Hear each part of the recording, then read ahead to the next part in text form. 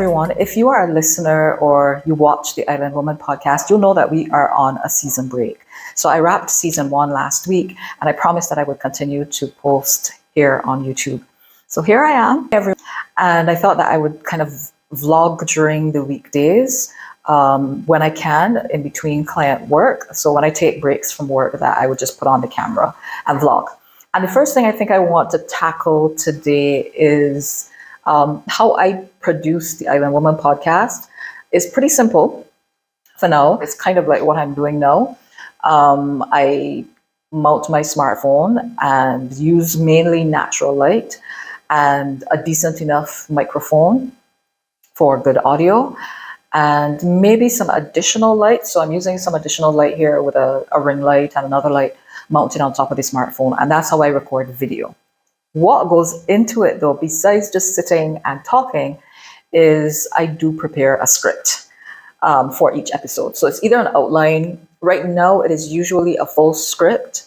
If I go back to how I really started, I started this back in 2024. So when I had the idea for the podcast, I had already scripted a few of my thoughts on paper, and I turned those into podcast scripts and started recording in 2024. So up to, I think, about 6 episodes were recorded in 2024.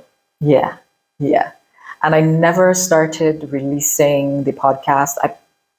The first episode of the podcast was March 30th, 2025. So I was prepared or preparing to launch the podcast. So I script the episodes because they are really things that I would be thinking about anyway.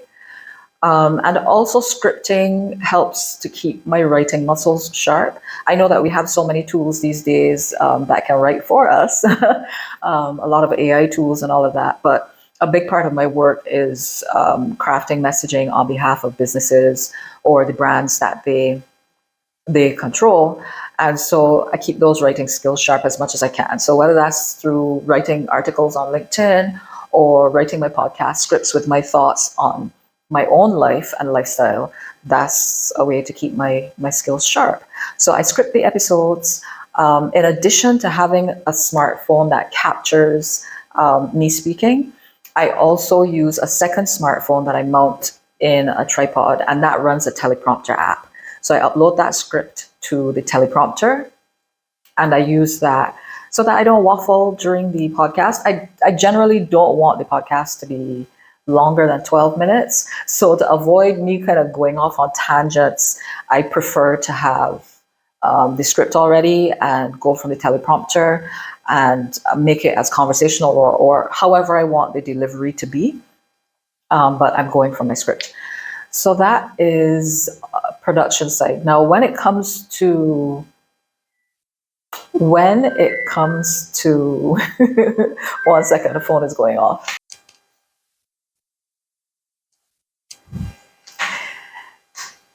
Okay, so editing. It is video, and so I do want some kind of editing, and you'll notice that there's, some motifs like the palm leaves and stuff like that if you're watching the podcast normally. So I do not edit the videos. I send the videos to an editor, and if you've been following the podcast, you know that editor is Made Alive Design & Co. They're based here in Barbados, and that's my video editing partner. So we came up with a template of sorts. I gave Akeem, my video editor, a brief and some examples of what I would like the final product to look like. And we work from that every week. So I don't do the editing. I do everything else. So the pre-production, like the topics and the scripting, and I shoot, and then I send it off to Made Alive Design & Co. And with my brief, so I do have a briefing template, which is something that you do in my field in any case.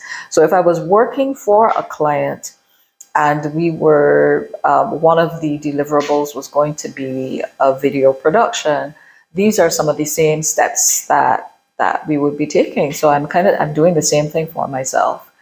Anyway, I send off that briefing to the editor, he edits, we maybe do a few tweaks, and then that's it. I do the publishing, the uploading to Spotify and to YouTube. Spotify links directly. I've linked directly to Apple Podcasts, and so then that automatically uploads every episode to my website, diannensquires.com. So that is the long and short of the production side.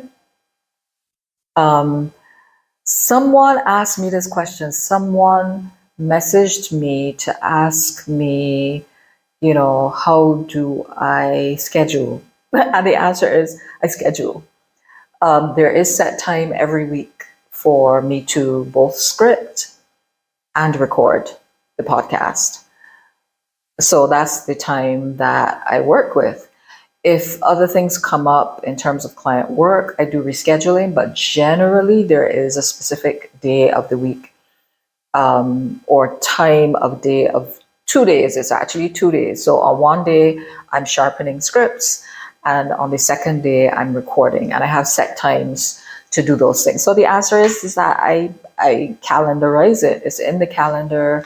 It is one of the things that I'm doing as a part of my work. All right, so that's it for podcast production, and I will check in when I have another break, perhaps tomorrow, with another tidbit for the week. All right. Okay, it's a new day, and I am pretty much at the end of my work day. It is probably after 5, almost 5:30. I just wrapped up with a proposal that I'm doing for a client, and I also today recorded a short video based on one of my podcast episodes for a collaboration with a new social network called Inspo. Let me know if you've heard about Inspo. I first found out about them on LinkedIn, where I post, about my work, and I also promote the podcast there. So I will post short video clips or just, an image and a caption about the podcast that week. And I noticed from about 6 weeks ago, this page called Inspo was liking some of those posts. So I got curious and I went to find out who is Inspo. And it turns out they are a social media network for thought leadership. So they encourage kind of in-depth articles and podcasts, anything to do with your expertise or your specific areas of interest. So yeah, they reached out then a few weeks after that to ask me to do a collaboration video with them. So talking about what I usually talk about and asking people to join me on Inspo, pretty much. So that's the video that I recorded today as well. So I'm going to put that video here. And if you have been watching the podcast, tell me, which episode did I take that content from? Because I really just repurposed content from one of the episodes in season 1. So check out the video and let me know in the comments which episode that was from. Too many brilliant women stay on the margins of business because we stay quiet. We don't want to brag. We exclude our own voices from crucial conversations, costing us respect, clients, and money. But here are 3 ways we can speak up and move away from the margins of business. Number 1, state the facts. If you've achieved remarkable things, then say it. The truth is the best kind of brag there is. Number 2, flavor the facts with great examples of your work, because facts alone don't tell the whole story. So use great examples to showcase your impact and creativity. Number 3, bring the emotion. Stop muting your emotions, hoping to sound more professional. If you're excited and proud about your work, then talk about it that way. It draws people in. If you're a woman in business who wants to step it up and speak up, especially a Caribbean woman like me, join me on Inspo, the social network for thought leadership. All right, that's it for now. Until probably tomorrow. It's after 5, so it is my time to exercise. This, by the way, is water, not coffee or tea. I try to sip my water throughout the day. I usually have an oat milk latte in the mornings if I have oat milk. But usually I'm sipping water throughout the day, which is very different from maybe about a year or a year and a half ago, because I used to have 4 or 5 cups of tea throughout the day, but now it's really a lot of water throughout the day. All right.